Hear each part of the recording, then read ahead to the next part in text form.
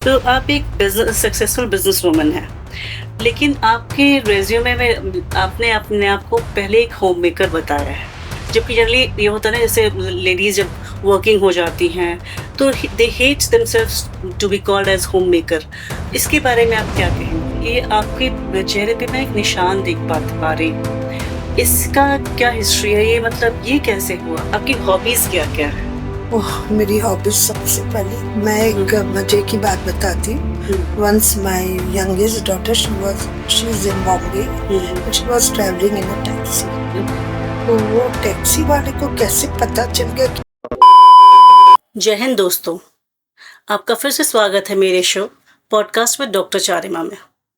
दोस्तों, कहते हैं हर कामयाब इंसान के पीछे किसी न किसी औरत का हाथ होता है। वो औरत चाहे उसकी माँ हो सकती है, पत्नी हो सकती है, बेटी हो सकती है या फिर कोई दोस्त हो सकती है। वो औरत ही होती है जो पूरे परिवार को जोड़ के बांध के रखती है। यूं कह सकते हैं पूरे परिवार का वो प्रेरणा स्तंभ होती है। और जब यह स्तंभ घर के बाहर का रुख करती है तो हर किसी से कंधा मिला के चलने का दम रखती है। और जो मेहमान हमारे बीच आ जाने वाली हैं, उनके पति गया के जाने मानी हस्ती तो है ही, वो भी किसी से कम नहीं है और बिल्कुल उनसे कदम से कदम मिला के चलती हैं। वे डालमिया बाजार की मालकिन होने के साथ साथ आर्ट ऑफ लिविंग की फॉलोअर भी हैं। वे इनर व्हील क्लब की आजीवन सदस्य होने के साथ साथ रेड क्रॉस सोसाइटी की भी मेंबर हैं। तो आइए स्वागत करते हैं हमारी आज की मेहमान और डालमिया बाजार की मालकिन श्रीमती ऋतु डालमिया जी का हमारे शो में। आपका बहुत बहुत स्वागत है मिसेस डालमिया हमारे शो में। तो आपसे मिलके तो मैं बहुत खुश हूँ। आपको कैसा लग रहा है? मुझे तो बहुत अच्छा लग रहा है। मुझे तो बहुत खुशी हो रही है कि गया में भी आप जैसे लोग एग्जिस्ट करते हैं। नहीं, ऐसा नहीं है। और भी लोग हैं जो कर रहे हैं ये चीज। तो लेकिन हमारा सौभाग्य है ऐसे कि आपसे मिलने का भी मौका मिला है। आपसे पहले अनुरोध है कि आप थोड़ा अपने बारे में हमारे दर्शकों को बता दीजिए। आप कहाँ से हैं? आपके फैमिली में कौन कौन है? आपकी शिक्षा कहाँ से हुई है? मैं तो बेसिकली कलकत्ता से हूँ जी और वहीं पे मैंने अपना ग्रेजुएशन किया जी। कलकत्ता यूनिवर्सिटी से विद डिस्टिंक्शन। Very nice. फिर मेरी शादी हो गई यहाँ। अच्छा। इनिशियली तो बहुत कंजर्वेटिव जगह थी ये, जी। एकदम कल्चरल शॉक लगा मुझे। अच्छा। बट धीरे धीरे मैंने एडजस्ट किया अपने हिसाब से और मेरी फैमिली बहुत अच्छी फैमिली थी और बहुत ऐसे दान पुण्य करने वाली और प्रोग्रेसिव फैमिली थी। अच्छा। जो कि लोगों का सम्मान करती थी, लोगों को दबाती नहीं थी। तो इससे मुझे आगे बढ़ने का बहुत रास्ता मिला। ओके। और जो आपके फैमिली में कौन कौन है? बच्चे वगैरह क्या करते हैं? एक्चुअली हमारी तो बहुत बड़ी जॉइंट फैमिली थी हाँ, और अभी भी है। अभी भी है इनफैक्ट। पर अब बच्चे तो सब बाहर चले गए, मेरे सारे बच्चे बाहर से ही पढ़े हैं और फिर जो लोग पढ़ने गए तो वापस आए। अच्छा, वापस नहीं आए। तो हमारी पूरी फैमिली में बच्चे तो है ही नहीं, बच्चे सब बाहर रहते हैं। ओके। मेरी 3 लड़कियां हैं, जी। एक कलकत्ता रहती है, एक बॉम्बे रहती है और एक अभी मेरे साथ आई है थोड़े दिन से। तो ठीक है, उसी बहाने आपको भी उनके पास जाने का मौका मिलता होगा, उनसे मिलने का मौका मिलता होगा। I am always travelling. Always travelling. तो आप एक सक्सेसफुल बिजनेस वुमन है, लेकिन आपके रिज्यूमे में आपने अपने आप को पहले एक होम मेकर बताया है। जबकि जनरली ये होता है ना, जैसे लेडीज जब वर्किंग हो जाती हैं तो they hates themselves to be called as home maker. इसके बारे में आप क्या कहेंगे? Actually I was a successful home maker. Okay. पर जब मेरे सारे बच्चे चले गए जी। एंड आई फाउंड कि मेरे हस्बैंड बहुत अकेले पड़ रहे हैं बिजनेस अच्छा। में, then I joined him okay. And then I became a business women. Okay, earlier you were a home maker, initially you were a home Yeah. Maker. तो जैसे एक हर मतलब एक गृहिणी को जो एक टर्म दिया जाता है, हाउसवाइफ, पहले यही दिया जाता था। बट जितना मुझे पता है कि अब उस चीज को चेंज करके होम मेकर टर्म दिया गया। इसके बारे में क्या कहेंगी? इसके बारे में लाइक पहले तो हाउसवाइफ सिर्फ हाउसवाइफ ही बन के रह जाती थी। अब तो होम मेकर माने वो घर भी बनाती है और एट द सेम टाइम बाहर भी सब काम करती है। करती है। शायद इसीलिए इस चीज को चेंज करके होम मेकर कर दिया गया है। तो जैसे आपने बताया कि आपका पहले बहुत ज्यादा कंजर्वेटिव था यहाँ पे, बट तब से अब में क्या चेंजेस हैं? अभी आपको फील होता है? Not at all. अब तो सब कुछ लाइक मेरी फैमिली की लड़की जॉब करे, ये तो एक बहुत बड़े आश्चर्य की बात थी उस समय। पर अब तो मेरी बेटियां एकदम जॉब कर रही है और बहुत सक्सेसफुल है उन लोग अपने अपने फील्ड में। तो अब ये तो डिफरेंस है ही है ना। डिफरेंस आ गया है। हालांकि हमारा तो जैसे मेरे तो प्रीवियस जनरेशन, मेरे मदर वगैरह के जनरेशन में एवरीवन वाज वर्किंग, लेकिन शायद यहाँ कलकत्ता, यहाँ पे गया में उतना नहीं था। लाइक मैं एक मजे की बात बताती हूँ। Once my youngest daughter she is in Bombay and she was travelling in a taxi. Okay. तो वो टैक्सी वाले को कैसे पता चल गया कि ये गया के डालमियाज के डॉक्टर। अच्छा। मैम आप यहाँ नौकरी कर रहे, उन लोग तो कितने लोगों को वहाँ नौकरी दे रहे हैं। तो it was like that. But the things have changed, मतलब people want to be independent, अपने पैरों पर खड़े होना चाहते हैं, कंप्लीटली पेरेंट्स का सपोर्ट नहीं लेना चाहते हैं।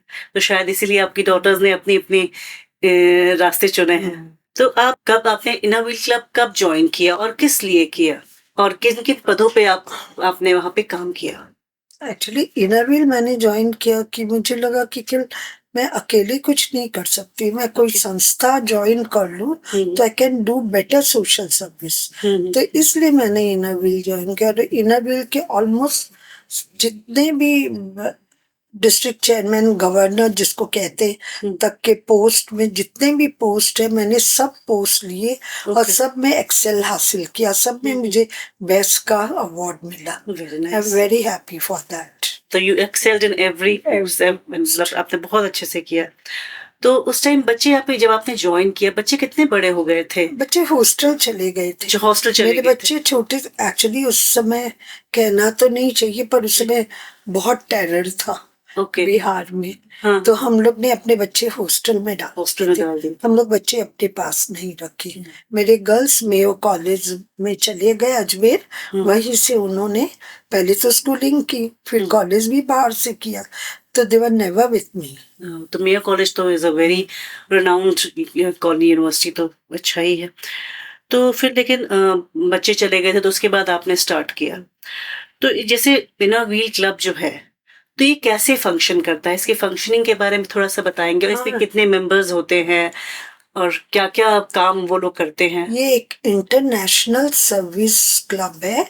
It's not an NGO. अच्छा। और ये सारे देश विदेश सब में फैली। इनिशियली रोटरी के जो वाइव्स थी, एनीज थी, उनके लिए ये क्लब खोला गया था। पर अब ये अपने आप में ही सक्षम है।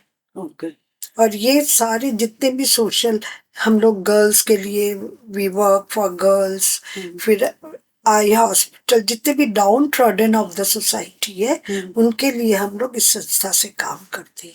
तो जैसे किसी बच्चे को, किसी लड़की को पढ़ाई के लिए पैसों की जरूरत है तो आप लोग उस तरह से भी फंडिंग करते हैं? हर समय, हर तरीके से, एवरी ईयर। ओके। तो बेसिकली गर्ल्स को ध्यान में रखते हुए, गर्ल चाइल्ड को ध्यान पे रखते हुए ये संस्था काम करती है। पहले आपने इनर व्हील क्लब में अपनी सेवाएं दी, फिर अपने पति डालमिया सर की पच्चीनों पे चलते हुए आपने रोटरी क्लब ज्वाइन किया। तो दोनों संगठनों में क्या फर्क पाया आपने, या बिल्कुल एक जैसा है, कैसा है? सर्विस तो रोटरी ज्यादा करते हैं। ओके। पैसा रोटरी के पास ज्यादा है। रोटरी को बाहर से फंडिंग भी मिलती है, इनर व्हील को नहीं मिलती है। अच्छा। तो इसलिए, और रोटरी में हम लोग बाहर में पैसा देते भी है। पॉल हैरिस फेलो बन के हम लोग वहाँ पाउंड्स में, आई मीन डॉलर्स में पैसा भेजते हैं। अच्छा, आप लोग भेजते हैं? हम लोग भेजते हैं एज अ डोनेशन। पर वो मनी वहाँ रहता है और वो मल्टीप्लाई होके हमारे पास आता है, तो उससे हम बड़े बड़े प्रोजेक्ट्स करते हैं। जैसे रिसेंटली हम एम्बुलेंस एक दे रहे with all the life saving insurance. तो ये कहाँ पे किया हुआ? ये ऑन वे है, ये अभी गया में ही होगा। अच्छा, गया में ही होगा। ये अभी चालू होने वाला है। तो काफी बेटर हो जाएगा। हाँ, rotary, but I feel rotary थोड़ा मेल डोमिनेटिंग है, अच्छा, पर ठीक है, मुझे इससे कोई फर्क नहीं पड़ता है। आप तो अपना काम कर रही हैं और मैं अच्छे से अपना कर रही काम हैं। कर रही हूँ, मुझे अच्छा लगता है तो मैं करती हूँ, नहीं अच्छा लगता है तो आई विथड्रॉ माई सेल्फ। और नहीं, जैसे आपने एम्बुलेंस वगैरह की कहा, यहाँ पे गया में एक्चुअली हेल्थ हेल्थ सर्विसेज के काफी इश्यूज हैं, तो इससे काफी सुविधाएं मिलेंगी इन लोगों को। तो जैसे आपको हमने देखा कि आपको बेस्ट रोटरी एनी का भी अवार्ड मिला हुआ है, तो मतलब इसके लिए आपने कितनी मेहनत करनी पड़ी?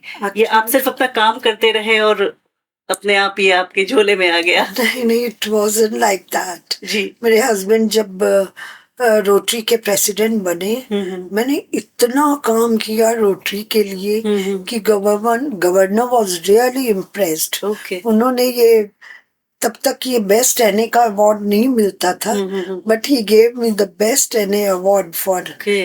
My husband's presidency.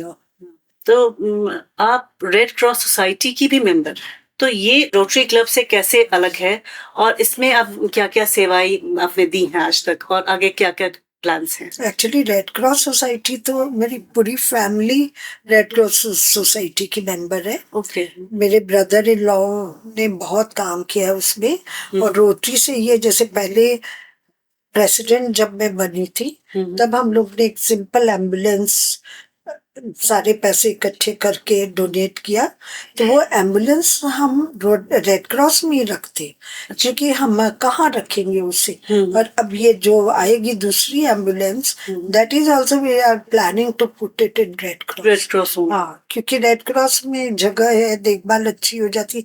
तो ऐसे डायरेक्टली रेड क्रॉस और रोटरी का कोई संबंध नहीं है, पर they work for each other. तो जैसे अभी वहाँ पे एम्बुलेंस होता है, तो ये कैसे रेड क्रॉस सोसाइटी वर्क करती है? कोई भी जैसे हॉस्पिटल वहाँ कांटेक्ट करके या कोई भी पेशेंट्स वगैरह कांटेक्ट करके डायरेक्टली ये इनकी सेवाएं ले सकते हैं या किसी के थ्रू जाना पड़ता नहीं, क्या तो रोटरी के थ्रू आप ले लीजिए, रोटरी या फिर रेड क्रॉस के थ्रू ले लीजिए। ओके। और इट्स टोटली फ्री, कि हमें उसके पेट्रोल देना पड़ता है, एंड जो ड्राइवर है उसको कुछ अलाउंस देती है if you use the service. कोई भी ये दोनों दे के ये सेवा ले सकता है। तो रेड क्रॉस सोसाइटी में एज सच पर्सनली जैसे आपका क्या रोल रहता है? रेड क्रॉस सोसाइटी में पर्सनली मेरा इतना कोई बड़ा रोल नहीं है। ओके। तो पूरी फैमिली का आप लोग सब लोग मिलके उसमें कंट्रीब्यूट करते हैं? हाँ। तो आपका मेनली इना व्हील में था और फिर उसके बाद रोटरी क्लब में था। और मैं जब कलकत्ता में थी जी, तो मैं मदर टेरेसा के साथ जुड़ी हुई थी, और वहाँ उनकी संस्था थी निर्मला निकेतन। निर्मला तो निकेतन, हाँ, तब उसमें मैं एवरी सैटरडे जाके काम करती थी वाओ, मदर टेरेसा के साथ। अच्छा। तो आपके पास तो उनकी फोटो वगैरह भी होंगी उनके साथ? उस समय इतनी अवेयरनेस नहीं थी ना, जितनी की आज अवेयरनेस हो गई। सही बात है, पिक्चर्स की। हाँ।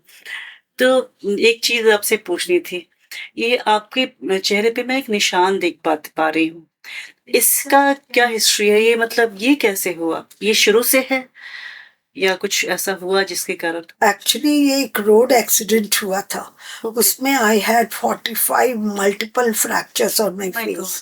मेरे जॉज और सब टूट गए थे, मेरे दांत टूट के मेरे मुंह में पड़े थे, and it was on way to Ranchi. तो 2-3 दिन मैं रांची में रही, थोड़ा संभलते ही I went to Bombay and I got myself treated there. और सबसे मजेदार, I am a positive thinker.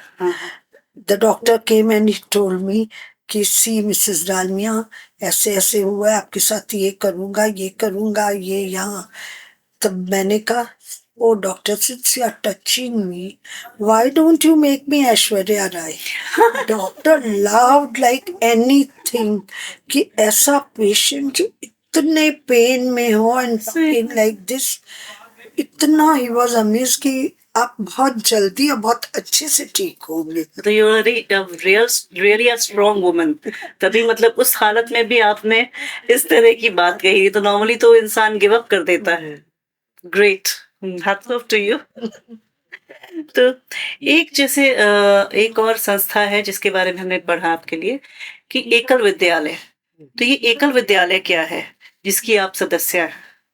Actually ये एकल विद्यालय नहीं है, ये एकल एक संस्था है ओके, जो बनवासी लोगों के लिए काम करती है। वनवासी हाँ, लोगों के लिए। बनवासी लोगों के लिए काम करती है, उनको हर तरह का शिक्षा देती है और at the same time skill training भी देती है। ओके, और ये बनवासी संस्था के लिए काम करती है, अच्छा। बनवासी लोगों के लिए काम लोगों के करती लिए। है राधा। और जैसे आप आदिवासी वगैरह हैं उन लोगों के लिए, Yes, तो हाँ। उनकी स्टडीज वगैरह के लिए भी ये काम करती है क्या? स्कूल भी इसके खुले स्कूल हुए भी हैं। खेलते हैं। हाँ, हाँ। और अच्छे स्कूल खुले हुए हैं। ओके, बेसिकली उसका पर्पस वही है, वुमेन एम्पावरमेंट, कि उनको हर वुमेन एम्पावरमेंट, बट आदिवासी आदिवासी के empowerment। लिए, हाँ वही मतलब आदिवासी लोग, अच्छा, not women but only all, मतलब जेंट्स, लेडीज, एवरीवन, वनवासियों के लिए। ओके, दैट्स नाइस, मतलब वेरी नोबल थॉट एक्चुअली, क्योंकि they are at times very downtrodden, मतलब कोई उनके हेल्प के लिए नहीं जाता, तो ये बहुत अच्छी चीज है आपने शुरू की है। आई लव दिस संस्था, बट मैं इतना बिजी हूँ और सब में कि मैं इसके साथ जस्टिस नहीं कर पा रही हूँ। अच्छा। मैं टाइम नहीं दे पा रही हूँ क्योंकि Okay. मैं आर्ट ऑफ लिविंग से भी जुड़ी हूँ। हाँ हाँ हाँ। तो उसमें भी मैं स्टेट एपेक्स मेंबर रही, फिर यहाँ पे आर्ट ऑफ लिविंग का आश्रम है, उसकी एपेक्स मेंबर रही आश्रम की। हाँ। तो थोड़ा काफी समय उसमें भी चला जाता है मेरा। तो जैसे आपने आर्ट ऑफ लिविंग से काफी समय से जुड़ी हुई है, और जो बोध गया में जो आर्ट ऑफ लिविंग का जो आश्रम है, आप उसकी ट्रस्टी भी हैं, तो उसमें जो भी कार्यक्रम वगैरह जो आयोजित होते होंगे, तो वो सब भी शायद आपको ही देखना पड़ता होगा, या उसके लिए आपने किन्हीं लोगों को अपॉइंट कर रखा? आप कैसे मैनेज करती हैं ये सारा? इनफैक्ट जो आर्ट ऑफ लिविंग तो बहुत बड़ी संस्था है। आश्रम में इन लोग के अपने कार्यकर्ता रहते हैं जो कि सब कार्य करते हैं, और एपेक्स मेंबर रहते हैं जो कि खर्चा देखना, सिग्नेटरी रहते हैं, और कैसे क्या काम चल रहा है कि ठीक नहीं चल रहा है वो सब देखते हैं। अदरवाइज ये वहाँ अपने ही लोग रहते हैं जो कि आश्रम को चलाते हैं। हमारी अपनी गौशाला रहती है, गौशाला है, गौशाला को चलाती है। इतनी बड़ी खेती है, खेती के लिए लोग रह रहे। 14 एकड़ में हमारा ये यहाँ पे आश्रम है, तो उसमें काफी लोग एम्प्लॉयड है। बड़ी सारी बिल्डिंग है, बिल्डिंग की साफ सफाई के लिए मैंने काफी लोग एम्प्लॉयड है जो सब चीज को मेंटेन करना, आश्रम को मेंटेन करते हैं। तो आप बेसिकली उसकी एपेक्स मेंबर में से हैं, and you also look after. बाकी और लोग भी हैं, काफी लोग हैं। तो यहाँ लगभग कितना स्ट्रेंथ होगा, कितने लोग होंगे, कुछ आइडिया है? इनफैक्ट आर्ट ऑफ लिविंग में यहाँ जो स्ट्रेंथ है स्टाफ की वो तो 45, और लोग तो आते रहते हैं, उनके जो फॉलोअर्स हैं। नहीं, जब कोर्सेज होते हैं यहाँ आर्ट ऑफ लिविंग के तब लोग आते हैं, और जब कोर्स खत्म हो जाते हैं तो लोग चले जाते हैं। तो ये कोर्सेज क्या लोकल के लिए लोग लोकल से ही आते हैं या बाहर से भी आते हैं? बैंगलोर से आते हैं। बैंगलोर से सारे कोर्सेज बैंगलोर से ही डिसाइड होते हैं। ओके। और इतना उसमें ट्रांसपेरेंसी है कि यहाँ एक भी कैश का काम नहीं है। अच्छा। सारा बैंगलोर आश्रम ही जाते हैं। इवन हमारी जो अर्निंग है कोई भी चीज से हुई वो सारी बैंगलोर आश्रम जाती है। किसी ने डोनेशन दिया सब बैंगलोर आश्रम से जाती है, फिर वहां से अलॉट होके यहाँ वापस आती है आश्रम के खर्चे के लिए। It's a very transparent thing. तो जैसे आपने तो इनकी श्री श्री रविशंकर जी से मिल भी चुकी हैं, जो आप आर्ट ऑफ लिविंग की फॉलोअर हैं, मतलब तो हाउ वाज द एक्सपीरियंस, और कितनी बार मिली हैं आप उनसे? मैं तो बहुत बार मिली है, पर every time it's a new experience. लगता है कि पहली बार मिली। आए whenever, अभी तक गुरुजी 3-4 बार आश्रम में यहाँ आ चुके, तब तो मिलते ही हैं। और फिर बैंगलोर जाना पड़ता है वहाँ एपेक्स मीटिंग। अच्छा। और फिर कोर्सेज करने भी बैंगलोर जाती है। अच्छा, आपको भी कोर्स करने के लिए करना पड़ता है। ओके। तो नहीं, मैं यहाँ भी कर सकती हूँ, पर वहां जाती, वहां ज्यादा अच्छा लगता है। तो इसलिए मैं तो बहुत बार बैंगलोर भी गई हूँ, गुरुजी से भी मिली हूँ, यहाँ भी मिली हूँ। I am lucky that way. सही में मतलब it must be what to say, मतलब out of the world experience. Out of the world experience, लोग उनसे every time it's a new new experience, मतलब लोग उनसे मिलने के लिए तरस जाते हैं। फिर हमने सुना, ये भी सुना है कि जैसे गया शहर में जो भी बड़ी हस्ती आते हैं वो उन्हें श्री और श्रीमती डालमिया से मिलने का मौका मिलता ही मिलता है, चाहे वो जया किशोरी जी हो या कोई और हो। तो किन किन हस्तियों से अभी तक आप मिल चुकी हैं? थोड़ा कुछ तो आपको गिनती तो याद होगी, मतलब पूरा तो मैं नहीं एक्सपेक्ट करूंगी। शंकराचार्य जी, उफ, हाँ, फिर उसके बाद जितने भी ऑलमोस्ट जितने भी यहाँ स्पिरिचुअल गुरु आते हैं ना, जी उनसे तो जरूर ही मुलाकात होती है, क्योंकि mine is a very spiritual family. हाँ हाँ हाँ तो कितने नाम गिनाओ, ऐसे आते ही रहते। बागेश्वर धाम, बागेश्वर जी, देन बहुत नाम है। बहुत नाम है, आप गिनती भूल गए। नाम भी मैं नहीं रिकॉल कर पा रही। हाँ, तो मुझे तो लगता है वो लोग ज्यादा भाग्यशाली हैं जो आपसे मिल पाते हैं। Nothing like that. नहीं, वो तो मैं ऐसे ही बोल रही हूँ, ऑब्वियसली वो लोग तो। फिर हमने एक और चीज सुनी है कि पितृपक्ष मेले में जैसे आप पूरे 15 दिन आपके यहाँ से दाल की लंगर चलती है, एंड जैसे आप लोग पर्सनली क्रॉस चेक भी करते हैं, क्वालिटी चेक भी करते हैं कि कोई गड़बड़ ना हो। तो इसके बारे में थोड़ा बताइए। एक्चुअली आजकल यहाँ पे वो टेंट सिटी बनने लगा है।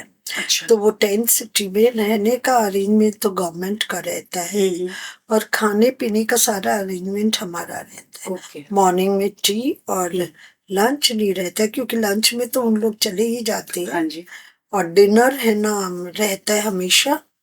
और मेरे ब्रदर इन लॉ है, वो रोज डिनर के समय he goes there and he looks after, and in the morning tea के समय मैं और मेरे हस्बैंड जाके देखते हैं। तो लगभग कितने लोग डेली वहां पे खाते हैं? 1700 1500 लाइक दैट। और फिर उसके अलावा और भी हमारे जगह जगह कैंप्स चलते हैं, जहाँ की फ्री भोजन मिलते हैं। एक विष्णुपद में भी चलता है, वहाँ फ्री भोजन मिलता है। और एक हमारा अन्नपूर्णा एक प्रोजेक्ट है, जो कि साल भर चलता है। उसमें 10 रुपए में हम लोगों को खाना देते हैं, दाल भात रोटी सब्जी। ओके, सिर्फ 10 रुपए में? 10 रुपए में। वो ये जबरदस्त, हर समय चलता है, साल भर चलता है। इतने ज्यादा आप दान पुण्य के काम करते हैं, मतलब and how do you manage, मतलब कितना ज्यादा इसमें खर्चा भी तो बहुत होता होगा। तो मुझे तो लगता है जितना आप प्रॉफिट कमाते हैं आप सारा दान पुण्य में ही खर्च कर देते होंगे। वी बिलीव इन दैट, सब भगवान कराते हैं। सब भगवान, हाँ भगवान, और भगवान फिर देते हैं। नहीं, आप बहुत पुण्य का काम कर रहे हैं आप लोग। एक चीज और, बस वैसे तो डालमिया बाजार के बारे में बच्चा बच्चा जानता है, लेकिन फिर भी जैसे कुछ मेरे हमारे बाहर के भी फॉलोअर्स हैं या जो हैं, तो डालमिया बाजार के बारे में भी एक बार बताइए कि वहाँ पे क्या क्या है और आप कैसे मैनेज करती हो उसको। जैसे आज भी आपका बहुत बिजी रहा वहाँ पे। इनफैक्ट हम लोग, हमारे बहुत अलग अलग ब्रांचेस है। Okay, Dalmia brothers, Dalmia synthetic, Dalmia sons, Dalmia Bazaar. Dalmia बाजार मेनली इनके, मेरे हस्बैंड के नेफ्यूज लोग ने खोला है। ओके, वो उन लोग मैंने हर हम ब्रांच अलग अलग लोगों द्वारा चलाई जाती है। हालांकि हम लोग सब फैमिली मेंबर्स, सब फैमिली मेंबर्स हैं और सब एक फैमिली में रहते हैं। हाँ, एक फैमिली में रहते हैं। और जो जिस ब्रांच जिसके पास है वो उसका सारा देखेगा काम काज। ओके, इस तरह से हम लोग इंटरफेयर नहीं करते दूसरे के काम से। हाँ, वो तो ऑब्वियसली इंटरफेयर करेंगे तो फिर कंफ्यूजन होगा। तो हर कोई अपना अपना ब्रांच अच्छे से संभालता है। तो जैसे is there someone head of the family है कुछ जिनको कि आपको एक you are answerable to? No, not like that. Not like that. जब मेरे फादर इन लॉ थे तब तो फिर भी, बट नॉट नाउ। ओके, सब अपना अपना देखते, अपना अपना चलाते। अपना अपना चला we are not answerable to any. Anyone. तो फिर जैसे आप लोग जो ये करते हैं, जो भी जैसे लंगर चला रहे हैं, मतलब वहां पे दान पुण्य का काम करते हैं, तो ये सारे आप लोग मिलके करते हैं या इंडिविजुअल करते हैं, या आपने उसमें भी डिवाइड कर रखा है? नहीं नहीं, जो करते हैं, जैसे चाय का प्रोग्राम हम मैं मेरे हस्बैंड करते हैं। ओके, डिनर का मेरे brother brother in in law law करते करते हैं। हैं। एक और जो फ्री चलता है वो मेरी और एक सिस्टर इन अन्नपूर्णा लॉ वाला जो है, करती है। Okay, sister. अन्नपूर्णा मेरे और ब्रदर इन लॉ करते ओके, हैं। मतलब इट्स लाइक तो दैट। सबने अलग अलग डिवाइड कर रखा है, जैसे वो अपना हाँ, जो जैसे बिजनेस जिसको है। जो सूट हाँ, करे जिसको जो सूट कर रहा अपने, और जिसकी जो श्रद्धा हो जिसकी at the same time. Yes, मतलब यू कांट फोर्स एनीबॉडी कि नहीं आपको No. ऐसे करना है। अपनी श्रद्धा से करेंगे तो वो ज्यादा फ्रूटफुल होता और है। यदि कोई बोल दे कि तुमको ये करना है, हाँ हाँ, इफ मेरे हस्बैंड के बड़े भाई इनको बोल दे कि तुमको ये करना है, तो डू इट। ओके, कोई क्वेश्चन नहीं। क्वेश्चन नहीं है तो तब तो करना है। यस, अभी भी मतलब फैमिली वैल्यूज हैं हाँ। कि अगर किसी बड़े ने बोल दिया तो हमने फॉलो करना है। तो ये तो हो गए आपके जो अलग, इसके अलावा भी और कोई बिजनेस वेंचर्स हैं आपके जिसके बारे में हमें नहीं पता है? इनफैक्ट सूरत में हमारा बहुत बिजनेस है। सूरत में मेरे हस्बैंड के नेफ्यू की 2 नेफ्यू हैं सूरत में, दोनों की लैब डायमंड की फैक्ट्री है। अच्छा, हाँ, तो वो लैब डायमंड वाला काम अभी बहुत अच्छा है। तब तो फिर हम वही से डायमंड्स मंगवाएंगे। और जो मेरे हस्बैंड के नेफ्यू उनके एक्सपोर्ट का बिजनेस है। ओके, बैंगलोर में हमारा बिजनेस है। अच्छा, तो सब वो डिवाइडेड है, अलग अलग हाँ, लोगों में, सब अपना संभालते हैं। अपना अपना संभालते हैं, अपना अपना देखते हैं। That's great. और ये तो हुई सब प्रोफेशन की बात। अब आते हैं आपके हॉबीज पे। आपकी हॉबीज क्या क्या है? ओह, मेरी हॉबीज सबसे पहले ट्रैवलिंग। ट्रैवलिंग। Love travelling. कहाँ कहाँ ट्रैवल कर चुके हैं आप? ऑलमोस्ट मैंने यूरोप, फिर एशिया में जगह जगह हम्म, सब ट्रैवल कर लिया। श्रीलंका, Okay. अंडमान निकोबार, इंडिया के बाहर सब काफी जगह ट्रैवल कर ली। फिर स्विमिंग। स्विमिंग। हाँ, और इवन गोल्फ भी मैं खेलती हूँ अपने हस्बैंड के साथ। ओके, पहले तो बहुत खेलती थी, पर अब इन दिनों कम कर दिया क्योंकि धीरे धीरे टाइम मेरे पास कम रहने टाइम लगा। कम रह जाता है। क्योंकि मैं आर्ट ऑफ लिविंग की काफी साधना रहती है मॉर्निंग में, तो मेरा मॉर्निंग का टाइम उसी में चला जाता है। ओके, और नॉर्मली गोल्फर्स तो मैंने देखा है संडे मॉर्निंग्स ही मतलब जाते हैं, लगे ही रहते। लगे रहते हैं। हम कैलकाटा में थे, तो कैलकाटा में फोर्ट विले में, यहाँ भी वैसे तो गोल्फ कोर्स है। हाँ, है ना, बहुत अच्छा है। बट कोलकाता में and mostly they were retired army man, तो वो वहाँ का आर्मी जो ऑफिसर्स क्लब था, that was also very nice. उसका मतलब खाना वाना भी काफी अच्छा था। हाँ, तो वो लोग फिर मॉर्निंग में they used to come and पूरा खेलेंगे, फिर अच्छे से वहाँ पे ब्रेकफास्ट वगैरह करके and then they will go back. That time I also used to imagine myself कि मे बी हम भी यहीं ऐसे कहीं सेटल होंगे और ऐसे ही एंजॉय करेंगे। आप तो उसी बैकग्राउंड को बिलोंग करते हैं, तो आपसे तो कुछ। But my husband is not at all interested in golfing. उनको बाकी सारे गेम्स पसंद है एक्सेप्ट गोल्फ। हाँ, आपने बताया कि यू लव टू ट्रैवल, और मतलब काफी कंट्रीज भी आप ट्रैवल कर चुके हैं। तो सबसे अच्छा जो कल्चरल हेरिटेज आपको मतलब जो है, या आपको किसका सबसे अच्छा लगा? Switzerland. Oh, People are so warming, I Okay. can't tell you. ऐसे एक बार हम लोग रोड पे, myself and my daughter, we were walking, okay. एक स्विस लेडी इतना मैंने हम लोग से प्यार किया और अपने घर ले गई। हाँ, और घर ले जाके उसने हमें कुकीज Oh my. ऑफर किया। I was so shocked, we were so shocked कि हम लोग इंडिया में तो ऐसे जल्दी से जल्दी से किसी के घर किसी को नहीं जाते आता, नहीं, हाँ। इतना डर और लगता कोई है। बुलाएगा भी नहीं। बुलाएगा भी नहीं, जाते भी नहीं कि क्यों ले गए। We see a purpose behind it.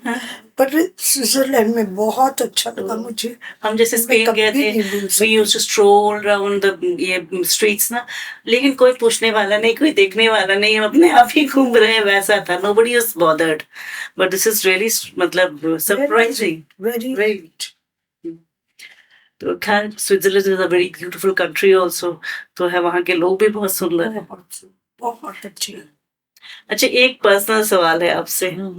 Dalmia sir आपके हस्बैंड हैं, तो कोई एक चीज जो आपको उनके बारे में बहुत ज्यादा पसंद है और कोई एक चीज जो आपको बिल्कुल ना पसंद है? Is a very simple man, जो कि मैं नहीं हूँ, नहीं थी।